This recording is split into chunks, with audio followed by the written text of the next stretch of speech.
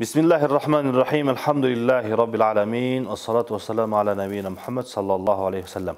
Allah Taalam barыбызды ardayım iyiliktin üstünde, bepilliktin, jırgalçılıktın üstünde kılgan bolsun dep Allah Taala'dan surayбыз. Jana barыбызды Allah Taalam bardyk jaman nerselerden, jaman oyunlardan, adamды adaştırıcı, buzukluk alıp bara turgan bardyk nerselerden Allah Taalam bizdi saktasın, jana bizdin übülöbüz dagın anday jaman nersedен saktasın dep Allah Taala'dan surap ketебиз. Kumar oynoonun ökümü İslam dininde kanday? Kumar oynoso kanday ziyandары бар? Ошол туурасында кыскача сөз кылайлы дедик. Бул туурасында Allah Taalam Kur'an-ı Kerim'de Maide surесинин 90 жана 91 ayatlarında ötө жакшы кенен айтып берген. Ошол аятты окуп, ошол аяттын түшүндүрмөсүн дагы айтып кетелик. Биринчиден. Bismillahirrahmanirrahim. يا أيها الذين آمنوا إنما الخمر والميسر والأنصاب والأزلام رجس من عمل الشيطان فاجتنبوه لعلكم تفلحون إنما يريد الشيطان أن يوقع بينكم العداوة والبغضاء في الخمر والميسر ويصدكم عن ذكر الله وعن الصلاة فهل أنتم منتهون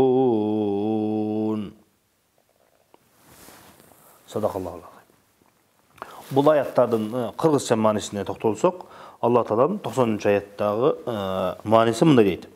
Ей момундар, арақ, құмар, сыйыну үшін орнотылған таштар жана жанын оғы менен төлгө тартуу шайтандын ыплас иштери.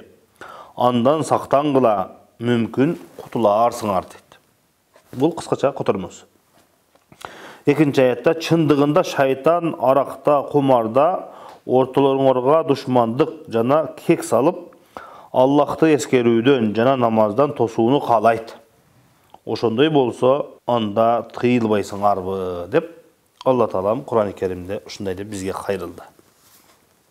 Урматтуу бир туугандар, Allah Taala'nын бул бизге айткан эскертүүсүндө бир нече алына турган сабактар бар. Ошон үчүн азыр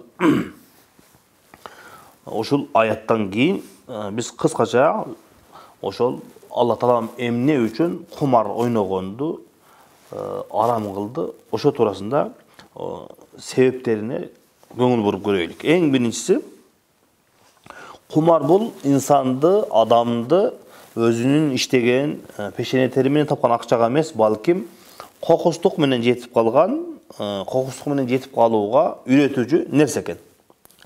Кумар ойногондор бир аз акчасы менен барат, дагы эгерде утуп алган болсо, ал өзүнүн пешене тери менен эмес, жанын кыйнабастан өтө чоң акчаны утуп алат. Демек бул инсанды иштегенге, элине, жерине, динине, келечегине кызмат кылганга үйрөтпөйт эч качан. Балким эптеп акчага жетүүнү үйрөтөт экен. Экинчиси, туруктуу үй бүлөлөрдү бузат экен. Бул туурасында биз статистикага дагы кайрылабыз кийинки берүүбүздө. Бирок азыркы берүүдө ошол себептерин гана айтып турайлык. Туруктуу болуп турган үйдү бузат. Кантип? Ошол үйдөгү адам эгерде кумар ойногон болсо, утулуп калган болсо, үйүн алдырат, жерин алдырат, машинасын алдырат. Ошентип башка бирөөлөрдүн машинасын коёт, өзүнүн машинасын коёт, туугандардын машинасын коёт. Ошентип туруктуу болуп турган үй бүлө бузулат экен. Үчүнчүсү, бул адамдардын арасында душмандыкка алып барат экен. Тынч жашап аткан адамдар бир күн эле үйүнү, мал дүйнөсүн бардыгын алдырган болсо, ал таап бере албай калса, экинчи утуп алган адам бересин дейт, экинчи тарап бербеймин дейт. Ошентип адамдардын арасында душмандык, урушуу, ушундай адамдарды келишпестикке алып бара турган нерсе экен. Жана бирөөнүн акчасын акысыз жегенге алып бара турган нерсе. Төртүнчүсү, бул кумар деген нерсе инсанды убактысыны көп алат экен. Канча саат ошол жерде турат, намаздан,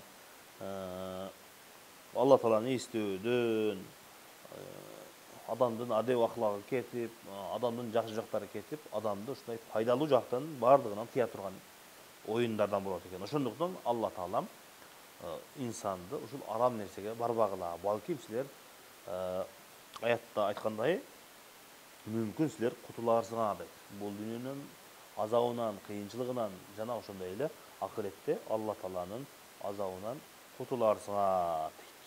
Алтынчысы жаман нерсеге албак. Кандай?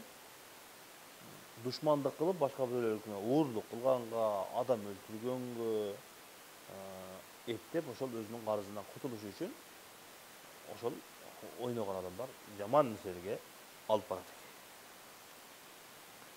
Жетинчиси кумар ойноо бул адамды туруксуздукка, гыжалатчылыкка алып барат. Эгерде ошол адам карыз болгон болсо сөзсүз түрдө ал карыз болду, гыжалат болду, туруксуз болду. Андан кийин эмне болот? Адамдын жүрөгүндө кек сактоо, душмандык, эч нерсе кыла албай калган болсо, өлтүргөнгө, душмандык кылганга кудурети жетпей калган болсо, анда өзүнө өзү асылгандары бар, жинди болуп калгандары бар, же болбосо жүрөгү кармап, ушундай жаман ооруларга чалдыгат. Ошондуктан Алла Таалам бизди ушундай жаман нерселерден кайтарган. Бир эле себеп, бир эле нерсе, бирок анын натыйжасы ушундай жаман нерселерге алып барат. Сегизинчиси инсанды бул кумар ойногондук, арак ичкендиги, адеп акылыктын бузулгандыгына, адамдын адамдык чегинен чыкканга алып бара турган оюн. Адамды гыжалат болгондугунан, шериктер жаман адамдарга кошулуп, ошол жерде арак ичип, жаман нерселерге, жаман адеп акылыкка, бузукулукка алып бара турган нерсе экен. Ошондуктан Алла Таалам бизди ушул жаман нерселерден кайтарган экен. Алла Таалам барыбызды, өзүбүздү, бала чакабызды, элибизди, жерибизди ушундай жаман нерселерден сактасын. Шайтандын азгыруусунан сактасын деп Алла Тааладан сурайбыз. Алла Таалам биздин билип кылган, билбей кылган күнөөлөрүбүздү Алла Таалам өзү кечирсин. Кудай кааласа кийинки берүүбүздө ошол кумар оюндарынын статистикасына кайрылып көрөбүз. Ошол өнүгүптүү, пайдасы тийиптүү деген мамлекеттерге кандай пайдасы тийген, кандай зыян тийген кийинки берүүдө сүйлөшөбүз. Ошол берүүдөн жолукканча саламатта калыңыздар. Ассаламу алейкум ва рахматуллахи ва баракатух.